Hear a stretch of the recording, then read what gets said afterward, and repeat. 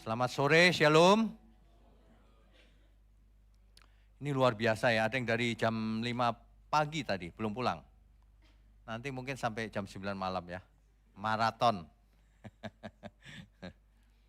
Saudara, sebenarnya ya, hidup ini sangat menarik, sangat menantang sebenarnya. Sayang sekali banyak orang tidak mengerti arti hidup ini, makna hidup ini. Orang mengertinya hidup ini mencari kenikmatan. Makanya yang namanya norma kehidupan itu perlu dijelaskan. Norma itu berasal dari bahasa Latin. Artinya aturan atau pedoman. Norma. Ya. Jadi kalau kita dengar kata normal, itu artinya sesuai norma, normal. Abnormal, tidak normal. Kan gitu kan? Nah, yang normal itu seperti apa? Tergantung dari norma yang dipakai, bukan? Tergantung. Setiap orang normanya bisa beda-beda. Pedomannya bisa beda-beda, aturannya bisa beda-beda. Kalau secara umum ya, konteks umum. Norma itu aturan, nilai, atau standar yang menjadi pedoman bagi tingkah laku dalam suatu masyarakat atau komunitas. Bagaimana kita bertingkah laku setiap hari, itulah norma yang dikenakan oleh kita. Ya. Nah, makanya seharusnya sekolah itu tidak hanya mengajarkan pengetahuan, tetapi norma kehidupan harus diajarkan sejak sekolah, sejak dini, sejak anak-anak. Itulah sebabnya di Alkitab dikatakan, ajarlah anakmu selagi engkau duduk, berbaring, atau pergi kemana saja.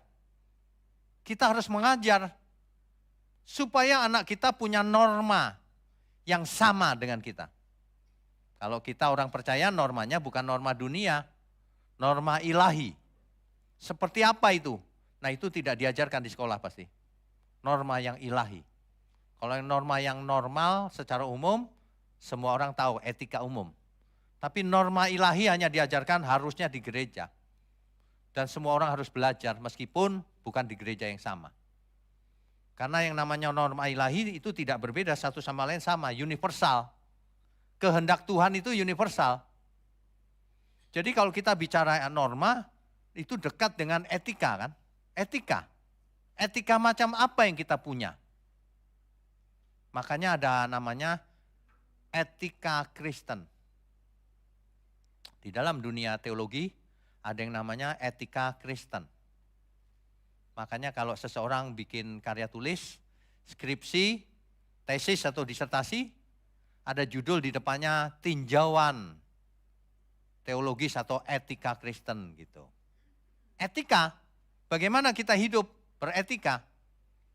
Kalau manusia hidup yang umum saja tidak lulus, bagaimana bisa memiliki norma ilahi? Jauh. Makanya seseorang harus belajar etika secara umum juga. Ketika masih kecil, kita ajari sopan santun, kita ajari harus berbakti sama orang tua, hormat sama orang yang lebih tua. Itu etika umum itu. Jangan sampai kita mengaku percaya tapi nggak punya etika. Ya, hari ini dengan adanya sosial media ini bahaya bagi generasi muda. Kenapa? Mereka diajar ngawur-ngawur aja gitu, lucu-lucuan aja gitu. Akibatnya nggak hormat sama orang tua. Siapapun kita harus hormat sama orang yang lebih tua. Ya, itu norma dasar banget itu.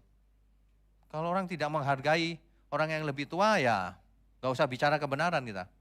Omong kosong itu semua itu. Ya. Jadi dengan kata lain norma itulah yang mengatur bagaimana kita hidup. Jadi seseorang bisa dilihat normanya. Itu ngomongnya jorok terus tuh. Norma apa ini yang dia kenakan ini? Kelihatan. Kalau seseorang jorok terus, apa yang dia lihat sehari-hari dan apa yang dia dengar? Itu kelihatan. Apa isi hati seseorang kan kelihatan sebenarnya. Dari mulutnya kita sudah tahu orang ini ya, mulutnya itu gak memberkati. Kelihatan saudara, ya. Kalau kita bicara norma dalam Alkitab, sumber utama normal ilahi itu Alkitab. Sumber norma. Makanya sangat penting belajar Alkitab itu dari awal sampai akhir. Tidak hanya satu ayat, lalu diartikan sendiri. Mesti belajarnya lengkap, utuh, benar. Itu mestinya. Ya. 2 Timotius 3 ayat 16 sampai 17. 2 Timotius 3 ayat 16 sampai 17. Segala tulisan yang diilhamkan Allah memang bermanfaat untuk mengajar, menyatakan kesalahan, memperbaiki kelakuan, dan mendidik orang dalam kebenaran. Jadi semua tulisan yang diilhamkan Allah itu adanya di Alkitab. Itu dipakai Tuhan untuk mengajar, mendidik, menyatakan kesalahan. Salah, enggak begitu. Yang benar begini. Nah, gitu kan? Nah, supaya kita tidak tersesat. Mendidik orang dalam kebenaran. Gitu ya. Cuman ya tidak banyak orang yang mengerti hal ini. Yang kita sayangkan itu banyak gereja tidak mengajarkan kebenaran. Yang diajarkan itu cuma motivasi secara umum.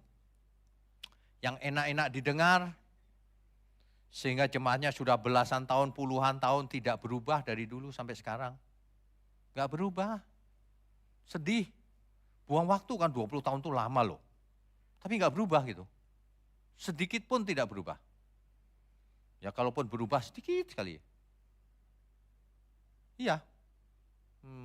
Sedih lihat seperti itu.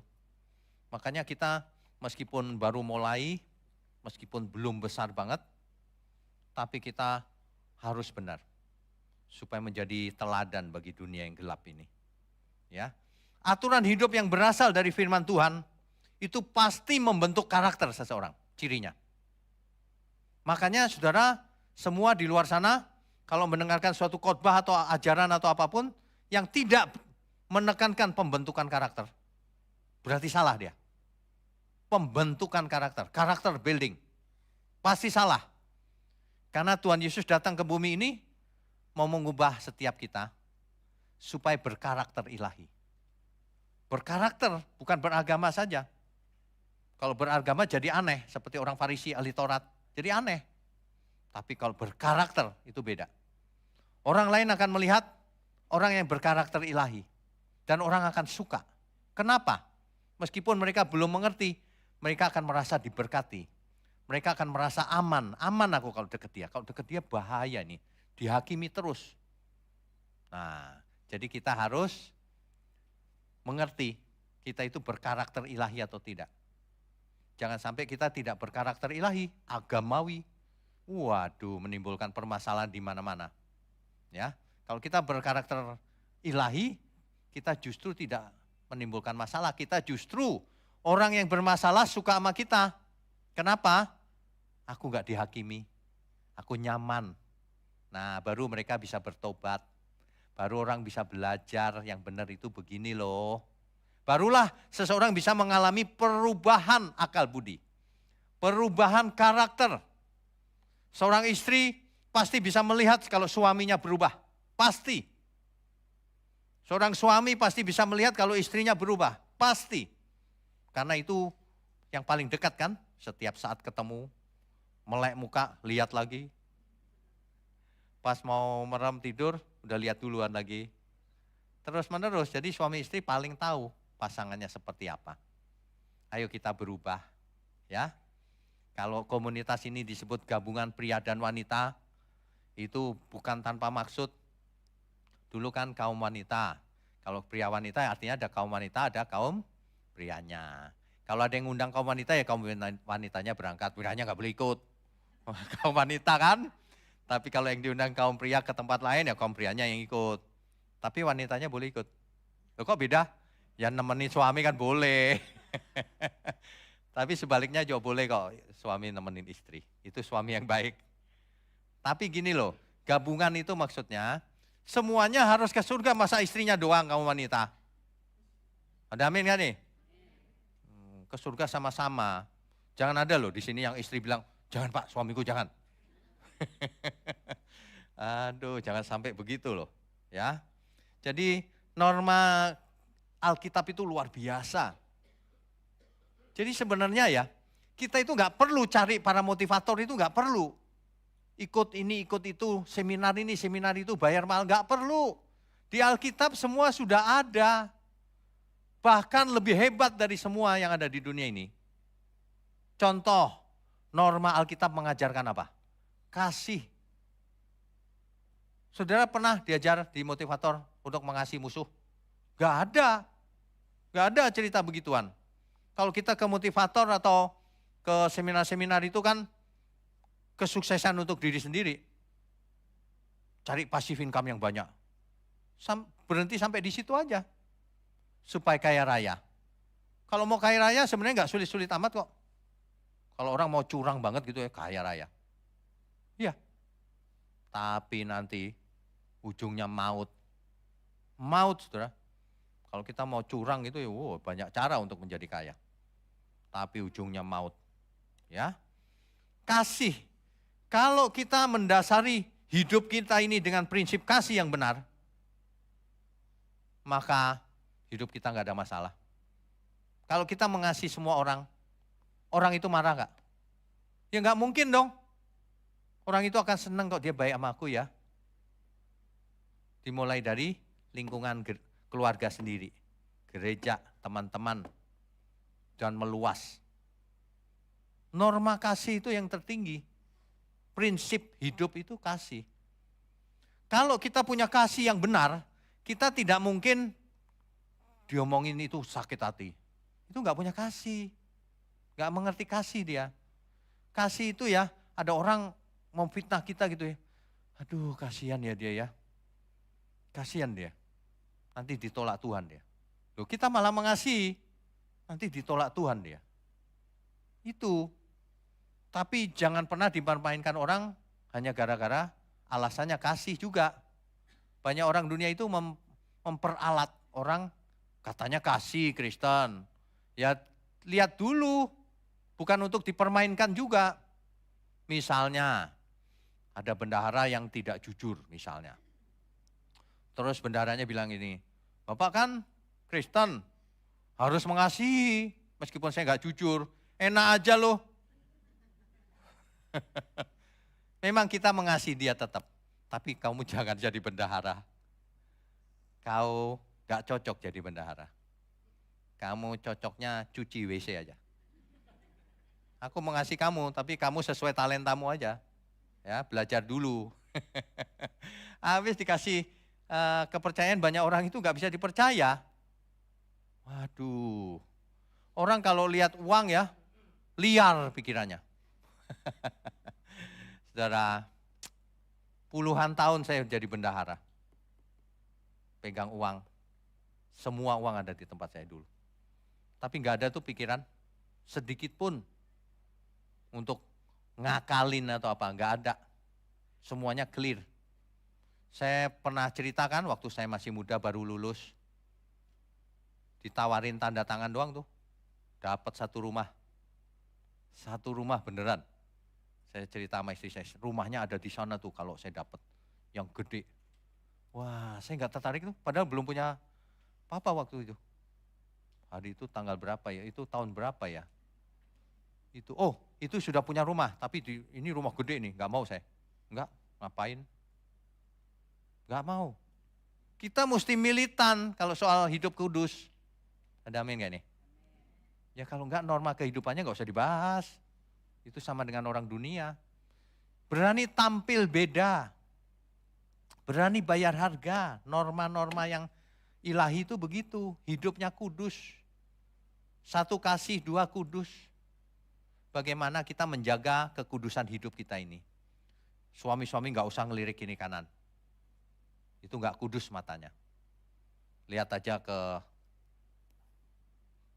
depan terus. Ya. Di depan ada istrinya pasang apa tuh? Kacamata kuda. Papa, ingat. Iya, mesti begitu. Suami-suami itu nggak perlu dipasangin kacamata kuda, harusnya. Ya, udah hidup kudus itu lurus saja. Ya bukan berarti nanti kemana-mana jadi kaku lurus gitu, bukan itu maksudnya. Maksudnya kemana-mana ya biasa aja, lihat wanita cantik ya biasa aja. Kalau lihat wanita cantik, 20 tahun lagi dia nggak cantik gitu aja. Iya dibuat gampang aja. Iya kan? Gampang kok. Nanti di surga istriku jauh lebih cantik lagi. Gitu, semuanya muda lagi, nggak bisa tua lagi, kan gitu kan? Nggak perlu ditarik pipinya. Oh, ada teknik ditarik segala kan? Oh, nggak perlu. Nggak bisa kendor nanti. Semuanya sehat, nggak ada kematian di surga, ya. Jadi nilai norma itu kenakan yang pertama kasih, yang kedua kudus. Kuduslah dalam segala hal. Banyak orang nggak mengerti hidup kudus. Hidup kudus itu ketika kita diajak korupsi, kita tolak, itu hidup kudus. Hidup kudus itu ketika kita, teman-teman bicara jorok, kita nggak bicara jorok. Hidup kudus itu ketika kita tampil beda di tengah-tengah orang jahat. Hidup kudus itu ketika kita dihadapkan pada kerjaan, kita tanggung jawab penuh. Itu hidup kudus namanya. Beda dengan dunia ini. Ya, jangan sama aja atau malah lebih jelek dari orang dunia. Yang berikutnya, norma-norma ini harus dikenakan loh. Kalau enggak percuma kita ke gereja.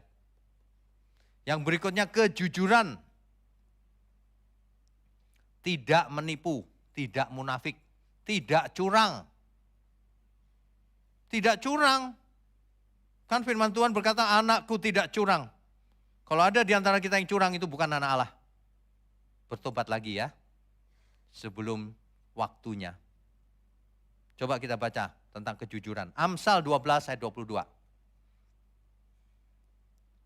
Amsal pasal 12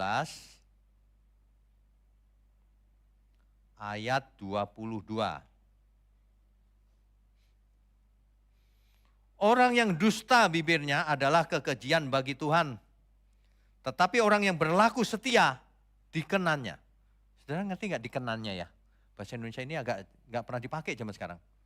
Orang yang apa katanya? Setia, berlaku setia, dikenannya, disukainya. Disukai Tuhan. Itu maksudnya. Jadi kalau seseorang nggak jujur ya, bukan miliknya, diakui sebagai miliknya, ya, bukan nggak berhak, merasa berhak, itu nggak jujur tuh. Dikasih tugas belum selesai bilang selesai, itu nggak jujur loh. Di mulut mengatakan amin, tapi sebenarnya nggak dilakukan, itu nggak jujur itu. Makanya saudara kalau ngomong amin itu hati-hati, ya, ada amin?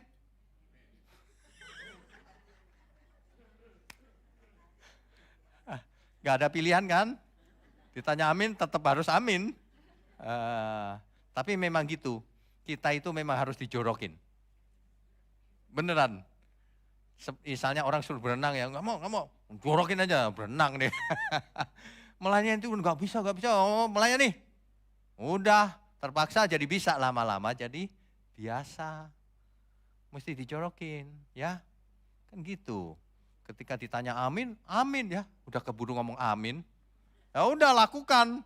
Kalau enggak itu jahat loh di mata Tuhan. Itu kekejian, kamu ngomong amin tadi ya. Tapi enggak dilakukan. Siapa suruh datang ke sini? Sudah tahu harus melakukannya. Kecuali belum tahu, ya kan? Belum tahu dikasih tahu di sini. Ya. Kejujuran, Saudara. Orang harus jujur. Yang heran itu banyak orang menipu dirinya sendiri. Bayangin orang lain, dirinya sendiri aja ditipunya, apalagi orang lain. Waduh, ini mengerikan sebenarnya ya. Oke, jadi sudah 3 ya, kasih, kekudusan.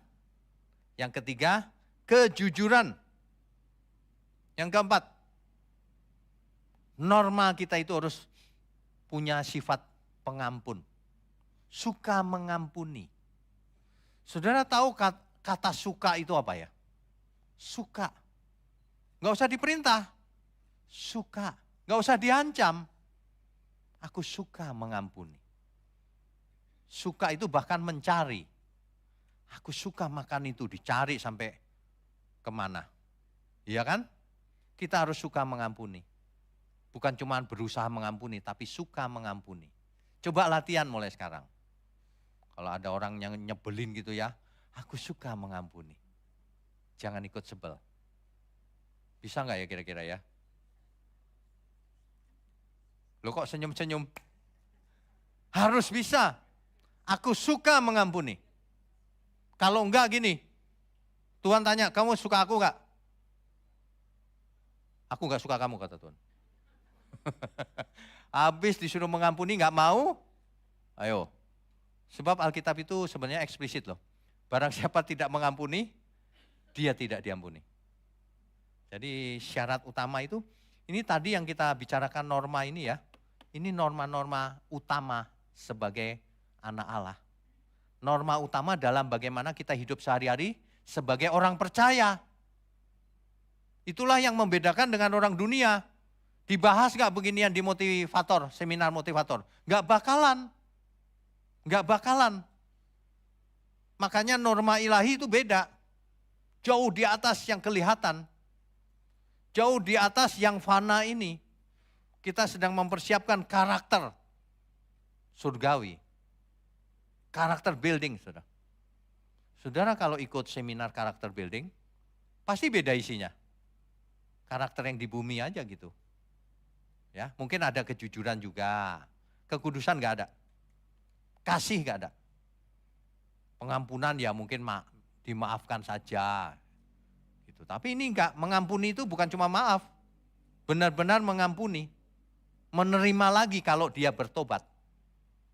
Itu mengampuni namanya. Jangan orang bersalah udah mau tobat pun, sorry, tidak ada ampun bagimu.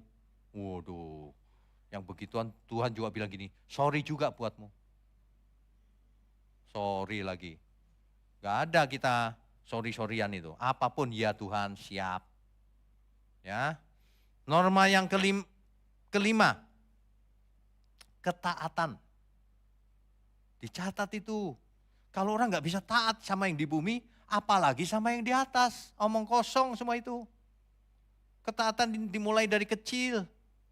Ya, kecuali sama orang yang benar ya nggak usah taat. Taat dalam kebenaran. Yohanes 14 ayat 15. Yohanes pasal 14 ayat 15. Jikalau kamu mengasihi aku, kamu akan menuruti segala perintahku. Kalau kita mengasihi Tuhan, pasti kita taat melakukan segala perintahnya. Kalau tidak, berarti kamu tidak mengasihi aku, kata Tuhan Yesus. Itu jelas loh padahal. Bagaimana kita harus hidup tuh ada semua di Alkitab. Taat. Di dalam dunia ada organisasi, bawahan taat kepada atasannya, atasannya taat lagi kepada atasannya, terus begitu. Kecuali sudah tidak cocok, ya sudah pindah aja, jangan di situ tapi ngerusuhi. Gak boleh loh. Anak Tuhan gak boleh loh begitu. Seandainya atasanmu yang di bumi itu kejam, kamu tetap gak boleh lawan. Kamu harus tunduk sambil cari lagi. Jangan kerja di situ. Ngapain kerja sama orang yang lalim? Iya kan? Tapi selama kerja tunjukkan karakter. Karakter anak Allah itu gak peduli bosnya siapa, sejahat apapun. Aku kerja bukan buatmu. Aku kerja buat Tuhan. Nah itu baru mantap. Mengerti ya maksudnya ya? Jadi kita kerja itu excellent. Mau ditindas, mau diapa, tetap excellent. Kalau atasan kita gak benar ya kita pindah aja. Cari yang benar. Kan simple. Di gereja juga sama kok. Kalau diarahkan ke kebenaran ngikut, taat. Kecuali kalau diarahkan gak benar ya jangan mau. Kalau diarahkan gak benar tinggalin gereja. Kan begitu, simple aja pertanyaannya. Kita harus taat pada otoritas. Ada jenjangnya. Yang terutama kita taat sama Tuhan. Kan begitu ya. Jadi itu adalah norma-norma Alkitab yang penting dimiliki oleh kita semua. Kalau tidak, mau norma kehidupan apa yang mau dikenakan? Apa yang bisa melebihi firman Tuhan? Gak ada. Gak ada. Sebab kalau kita memakai norma ilahi ini, di dunia pun kita disukai orang. Bayangkan, suka mengampuni. Kemana saja membawa damai, memberkati jadi berkat. Diserang gak balas. Kan mantep. Diserang gak balas, biarin aja nanti orang-orang, kenapa dia ya? Lama-lama orang akan tahu siapa yang benar. Begitu. Jangan diserang balas-balesan. Diserang diam aja. Seperti Tuhan Yesus itu loh, diam aja. Tujuan kita mau memenangkan banyak jiwa. Kan begitu. Tujuan kita itu cuma satu itu, seperti Tuhan Yesus. Ya. Kalau kita mengenakan norma yang benar, tentu saja itu mengurangi banyak masalah di dunia ini. Bahkan bukan mengurangi, di Alkitab disebut peacemaker, pembuat damai. Jadi kalau ada orang berselisih gitu, kita yang membuat damai. Gitu ya. Nah, ini kalau dipraktekkan ya, waduh luar biasa ini. Ya. Saudara bayangkan ya, suatu lalu lintas di jalanan. Kalau nggak ada norma sama sekali, kira-kira terjadi apa? Nggak ada lampu lalu lintas. Tabrakan kiri kanan, ya kan? Ada aja masih diterjang. Bayangin, ketika dekat lampu lalu lintas, urutannya gimana? Habis merah kuning ya? Itu di negara mana itu? Ketahuan nih, bahaya nih ibu-ibu kalau nyetir bahaya nih. Habis merah kuning katanya. Habis merah langsung hijau dong. Habis hijau, oh kirain merah dulu baru kuning. Habis hijau, kuning itu maksudnya sebentar lagi merah, kan gitu kan. Norma umum kan begitu. Lah banyak orang enggak, kuning artinya buru-buru, sebentar lagi merah. Kan kebalik, sebentar lagi hijau ya. Loh, kebalik lagi. Kan dikasih kuning itu warning kan, peringatan. Sebentar lagi merah. Tapi saya lihat orang-orang makin kuning makin kenceng. Sebelum merah nih, gitu. Normanya kebalik-balik tau gak? Bahkan merah masih terus, mumpung baru merah berapa detik. Lanjut, buang habis. Iya loh. Ini norma, aduh kacau nih. Terus ya yang lucu lagi. Kan kita nyetir itu kalau ada lampu lalu lintas, kita lihat lampu lalu lintasnya nih. Merah atau kuning atau hijau kan gitu kan. Ini enggak, semua pada lampu lalu lintasnya di sini, semua pada di depannya. Hebat gak itu? Iya kan? Saya sampai gini geleng-geleng, sakti memang. Waduh, benar-benar sakti itu. Gimana ngelihatnya coba? Nanti kalau ada yang iseng belakangnya, ini dia pikir udah hijau, lurus terus. Tabrakan. Aduh, gimana ya cara mengajar masyarakat supaya jadi benar ya. Seringkali ya di tol, ini juga sama nih. Seringkali di tol ya, paling kanan dia. Paling kanan, dikit. Kalem banget, kita udah tin, dikit.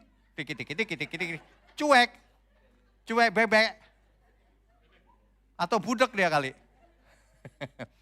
Dia nggak tahu, kadang-kadang orang yang buru-buru itu, siapa tahu dia lagi kebelet. Udah kebelet dia dikit. Kan aduh. Siapa tahu itu serangan jantung atau mau melahirkan, Bu. Iya enggak? Mau melahirkan, sampai akhirnya yang mau melahirkan, udah lahir di sini aja. Habis dikit, kalem gitu, saya sampai tin, tetap aja. Aduh, Tuhan, ampuni dia Tuhan. Sebab dia tahu apa yang dia lakukan. Aduh, banyak sekali keanehan loh. Jangan ya, anggota GMM dilarang. Dilarang itu itik, itik, itik, itik. Kalau pelan ya sebelah kiri, kenapa sih? Ya kan? Aduh. Entah kenapa ya berapa belakangan ini di mobile phone saya ada yang kirimin video-video orang lagi kenceng, wah, dua mental gitu. Waduh, coba hati-hati ya. Mental gitu kan minimal patah kakinya. Iya kan? Oh, patah gimana? Jangan kayak main game. Main game bisa diulang, ini patah ya udah. Aduh, nanti kalau udah bertobat ke gereja yang datang semua pada. Kenapa? Kenapa gitu Pak? Dulu nakal aku. Dua yang mental itu Pak. Oh yang itu. Kalau masih sempat bertobat sih nggak apa-apa sih. Tapi kalau buang langsung bablas. Ketemu orang kaya yang di alam maut itu. Aduh. Rambu-rambu itu ya kita ikut lah ya. Kita itu jangan jadi pengacau dimanapun kita ada. Jadilah berkat. Ya, nanti kalau ada yang belakang bel minggir. Kasih silakan. Gitu. Apalagi kalau hari Minggu. Nah itu kalau ada cepetan minggir. Itu pendeta pasti. Karena telat. Jadi buru-buru. Tapi kalau di sini enggak. Karena kita tinggalnya deket sini. Jadi pagi-pagi udah ke sini. Iya.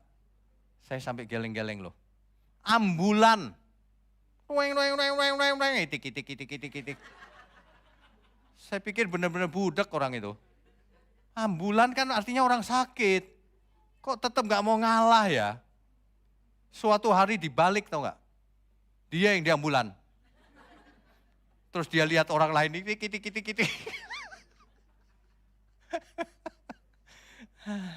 Saya sama istri saya, aduh Tuhan.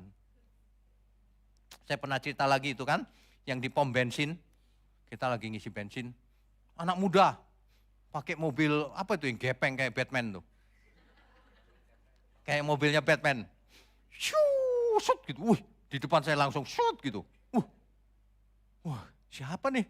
Keluar anak muda. Ya ampun, culun banget. Cowok masih culun gitu. Mobilnya mewah keluar udah guayanya itu. Wih, ini gila ya anak muda ini. Ngerokok. Ngerokoknya juga gayanya, wah jarang loh saya lihat orang kayak gitu.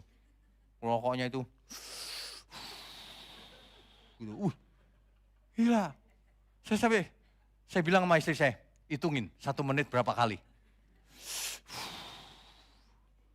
Waduh, kayaknya tahun depan gak ketemu kita lagi dia. Habis nyedotnya aja pakai tenaga dalam. Kan rusak. Orang kalau gak punya norma begitu itu. Kaya tapi kampungan begitu itu. Ya, malu-maluin. Kita itu gak perlu kaya, saudara. Kita hidup sederhana aja tapi agung. Tapi diperkenan Tuhan. Mantep. Harga diri kita itu bukan pada harta, bukan kekuasaan. Harga diri kita di hadapan Tuhan itu karena jadi anak Allah. Kita anak Bapa di surga. Jadi kita punya karakter mencerminkan kesurgawian kita itu. Oh iya dia beda loh. Kan gitu ya. Kalau ngantri. Jangan ciu. Di Singapura kayak gitu tuh. Kalau masuk ke Singapura, ngantri gitu ya, kita lagi ngantri, depan gitu. Orang Singapura udah tahu.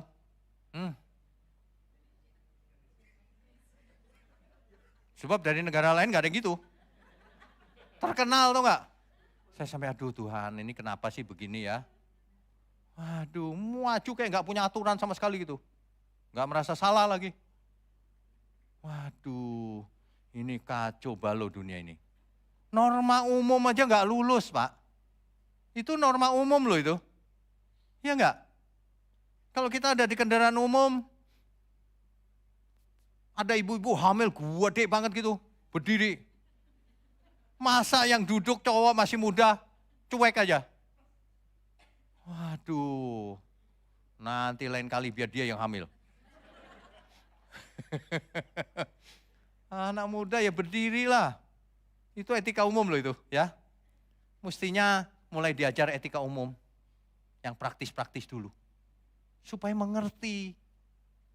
Di sekolah minggu sini harus ada pelajaran etika umum itu.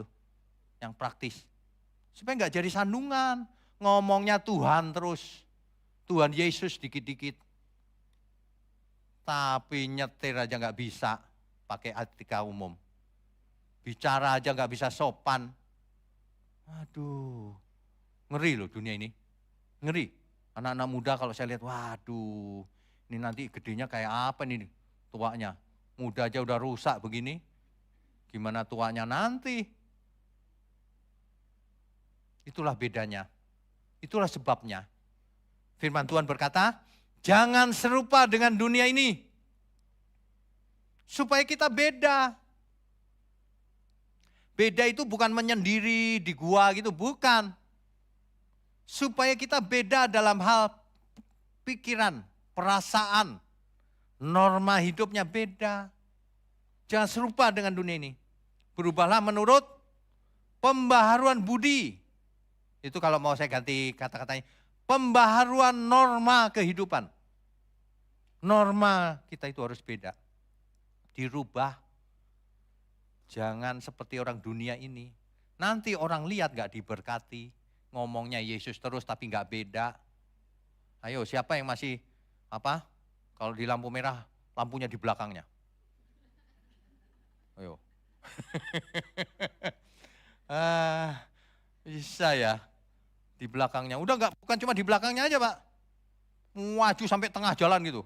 Jadi yang dari sana susah. Kenceng dikit nabrak kan. Saya pernah loh. Udah agak kenceng gitu. Loh. Motor maju padahal masih hijau saya. Ya itu. Yang sakti-sakti tadi itu. Yang bisa di sini ada matanya belakangnya. Lampu merah dibelakangin sama dia. Kayaknya mesti di syariat Torah ditambahkan nih. Dilarang melewati lampu merah. Ya, jadi hiduplah dengan integritas, saudara.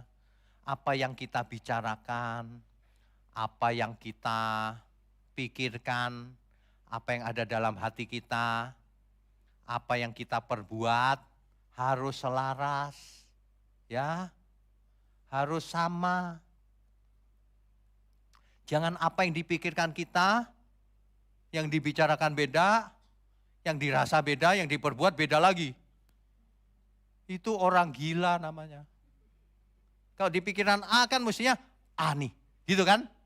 Di pikiran A melakukannya B. Dalam hati maunya C tapi. Gak ada loh yang begitu, selain orang gila. Saya lihat banyak orang gak berasa seperti itu. Saya punya teman begitu. Di ruangan ngomong sama saya A. Belum 5 menit. Berapa menit kemudian pindah ruangan, ngomong sama situ bukan A. A itu bukan, B. Loh dia sadar gak ya dia ngomong apa ya? Waduh, itu kalau jadi pendeta, sakti dia pasti.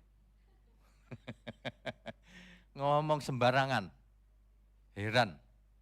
Dan dia memang pendeta. Kan teman saya pendeta kebanyakan. Mengerikan. Apa itu peribahasanya? Guru kencing berdiri? Kok tahu? Pernah melihat?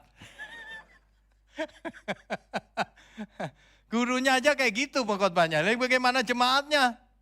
Makanya kita berkata gini, jangan belajar sama orang yang buta. Orang buta menuntun orang buta, mana bisa? Ya, harus belajar saudara. Kalau enggak yang rugi kita sendiri. Oke, jadi hidup ini pilihan sebenarnya. Hidup ini sebenarnya pilihan. Kalau kita mengenakan norma kehidupannya ilahi, ya memang harus begitu. Itulah anak-anak Allah. Itulah anak-anak Allah. Memang harus begitu. Ya, ada amin semua? Jangan takut bilang amin.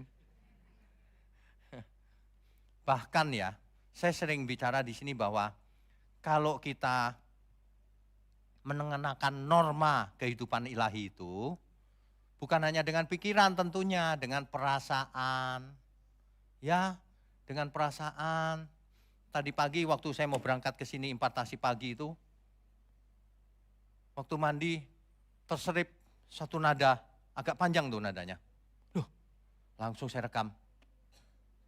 Nanti saya usahakan jadi lagu lagi. Dapat. Itu pakai pikiran atau pakai perasaan? Pakai perasaan. Mana ada lagu pakai pikiran, matematika, logika, enggak ada. Lagu pasti pakai perasaan, ya. Cuma enggak tahu kenapa nada-nada yang lagu saya banyak minornya. Saya juga enggak tahu kenapa. Saya sering dengar lagu Mandarin, lagu Arabik, lagu Yahudi. Cocok lah, jadinya minor. Tapi enggak apa-apa, apapun jadinya kalau itu memuji Tuhan kan bagus, iya kan? Nah, saya sering sarankan setiap kita, kalau kita mau mengenakan norma kehidupan ilahi, enggak bisa pakai logika, enggak bisa. Karena saya udah lihat banyak orang pinter, tapi tidak punya perasaan ilahi. Otaknya saja pinter mengerti, tapi tidak punya perasaan ilahi. Akibatnya hidupnya tidak jadi seperti normanya itu, hanya tinggal di sini. Tapi tidak jadi kelakuan, tidak terekspresi dalam hidupnya itu. Cinta itu pasti ada ekspresinya. Kalau kita cinta Tuhan ada ekspresinya. Gak mungkin cinta sama istri, tapi gak ada ekspresinya. Aku cinta kamu loh mah, apa buktinya? Ya pokoknya cinta lah mah. Tuh, tapi papa kok gak ingat aku ulang tahun? Loh ya gak ingat gak apa-apa lah mah, yang penting cinta kamu mah. Itu bohong pasti. Itu pasti bohong. Ya, cinta itu ada ekspresinya. Suka memperhatikan, memberi, berkorban untuk istrinya. Ya, ingat cinta itu menjadi korban kitanya, mempersembahkan korban. Bukan makan korban. Banyak suami makan korban. Istrinya menderita sampai kurus kering. Tapi saya bukan menderita loh ya, meskipun kurus ya. Nanti istri saya, ini akibat masa lalu, dulu kurang makan. Ya, tapi luar biasa saudara. Meskipun tubuh kita nanti makin merosot, tapi rohani kita harus makin naik. Ada amin ya? Kalau saya sarankan ya Bapak Ibu ya, Bapak Ibu mulai belajar memuji Tuhan di rumah, pagi hari, kapanpun. Dengan perasaan, jangan cuma karena lagunya enak. Ya, seperti rusa. Pakai perasaan saudara. Pemazmur itu luar biasa. Dia menggambarkan perasaannya ingin ketemu Tuhan. Seperti rusa merindukan air. Ya, seperti rusa rindukan air, demikianlah jiwaku Tuhan.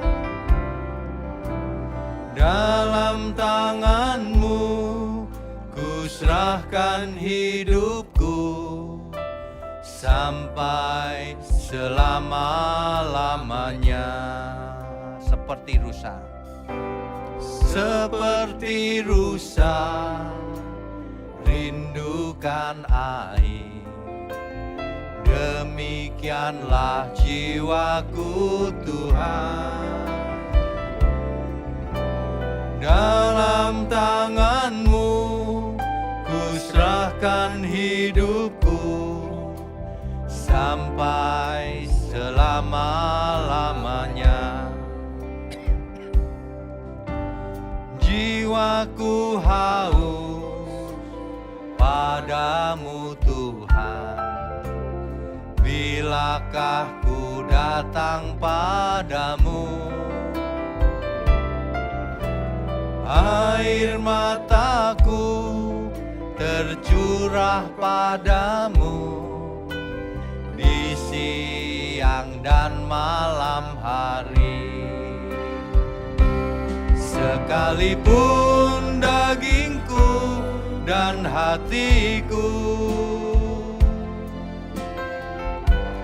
habis lenyap, Engkau tetap gunung batu selamatku. Selamanya, katakan dengan tulus, saudara. Sekalipun dagingku dan hatiku habis lenyap, Engkau tetap gunung batu selamatku.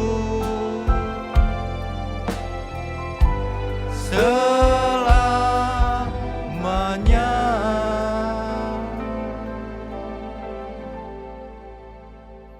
Saudara, cintai Tuhan dengan segenap hati kita, dengan segenap perasaan kita. Rasakan cintanya kita sama Tuhan itu. Aku mengasihimu Tuhan. Beneran. Sebab kalau orang mengasihi Tuhan, dia tidak usah diancam dengan apapun. Dia dengan sukanya melakukan segala perintah Tuhan. Meskipun tubuhku ini lemah, capek, tapi aku suka melakukan kehendak Tuhan. Setiap hari kita capek, saudara. Tapi aku suka melakukan kehendak Tuhan. Harusnya begitu. Amin ya. Amin. Beri kemuliaan untuk Tuhan. Ada pengumuman dulu atau bagaimana? Oke. Baik, saya undang semua untuk bangkit berdiri. Sekalipun dagingku dan hatiku habis lenyap, Engkau tetap gunung batu selamatku. Selamanya. Musik saja. Bapak Ibu Saudara sekalian, pemazmur itu mengalami cinta sama Tuhan. Ia mencurahkan isi hatinya kepada Tuhan. Ibarat rusa merindukan air. Ia haus cintanya Tuhan. Itulah sebabnya ia tidak pedulikan dagingnya, hidupnya. Sekalipun semuanya lenyap, tapi dia tahu Tuhanlah gunung batunya. Bertobatlah saudara. Saya tahu saudara pasti percaya Tuhan, tapi mungkin belum sepenuhnya mengasihi Tuhan dengan hatimu. Ayo kita belajar mengasihi Tuhan dengan segenap apa yang ada pada kita. Coba saudara yang tulus nyanyikan dengan tulus saudara, seperti rusa merindukan air. Seperti rusa merindukan air, demikianlah jiwaku Tuhan. Dalam tangan-Mu ku serahkan hidupku sampai selama-lamanya. Jiwaku haus Tuhan. Jiwaku haus padamu Tuhan. Bilakah ku datang padamu? Air mataku tercurah padamu di siang dan malam hari. Sekalipun dagingku dan hatiku habis lenyap, Engkau tetap gunung batu selamatku. Selamanya, sekalipun dagingku dan hatiku habis lenyap, Engkau tetap gunung batu selamatku. Selamanya.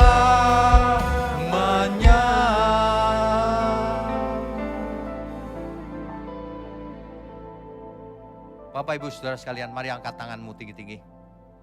Kami sambut segala berkat, berkat jasmani, berkat rohani, sehat dan umur panjang, melakukan kehendak Tuhan. Turun atas kita semua, hanya di dalam nama Tuhan Yesus Kristus. Kami sudah berdoa dan mengucap syukur. Haleluya. Amin. Tuhan Yesus memberkati. Saudara sekalian, bicara soal kebenaran, setiap orang merasa benar. Makanya semua kecap dinomor satukan. Ada orang yang mengatakan saya paling benar, ini paling benar, itu paling benar. Mana sebenarnya yang paling benar? Oleh sebab itu, hadiri seminar 7 natur kebenaran dan aplikasinya. Seminar ini wajib dihadiri oleh para teolog, apologet, pengkhotbah, bahkan oleh para jemaat sendiri, agar kita bisa membedakan manakah yang benar, manakah yang salah. Inilah alat uji kebenaran yang sangat objektif dan alkitabiah. Pastikan saudara ikut dan ajak seluruh saudara dan sahabat-sahabat. Bapak-bapak dan ibu-ibu yang terkasih dimanapun berada, yuk kita belajar pelajaran Alkitab bersama secara online setiap hari Rabu jam 7 malam bersama pendeta Bapak Wignio Tanto secara online, bisa melalui Zoom. Tetapi kita harus mendaftarkan dulu ke nomor berikut ini. Selamat bergabung dan Tuhan Yesus memberkati.